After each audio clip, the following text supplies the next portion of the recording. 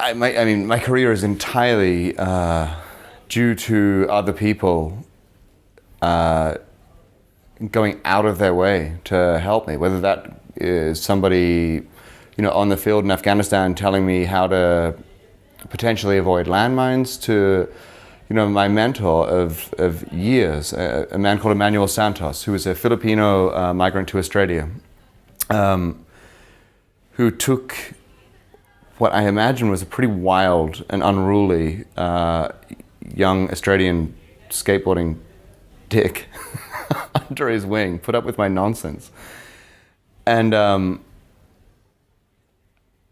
helped me understand what life could be. I mean, we didn't discuss whether to shoot on a Canon AE1 or a Nikon F3. It was always a discussion of philosophy and what life could or should be. It was about why this story over that story. It was about how we might be able to influence the people around us in a positive manner. It was about how we could be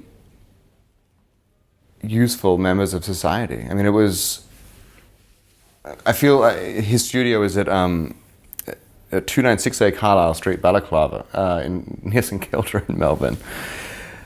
But those numbers alone together, to me, represent today more of a temple than a photo studio. In what way? What happens when you go there?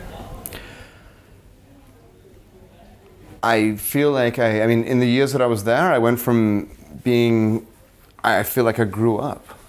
To a point, I feel like I was enlightened to the world. I remember Emmanuel showed me photographs at one point. I think it was just his book, and he was going through them, and there was a picture of a young Indian lady tending to her husband, who was lying on a straw mat on the ground, who was ill. But the picture was so tender, and it had so much dignity, and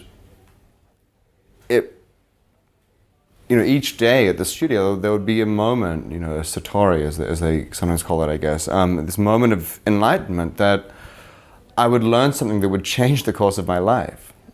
So I didn't go to school, I didn't study in a formal education, but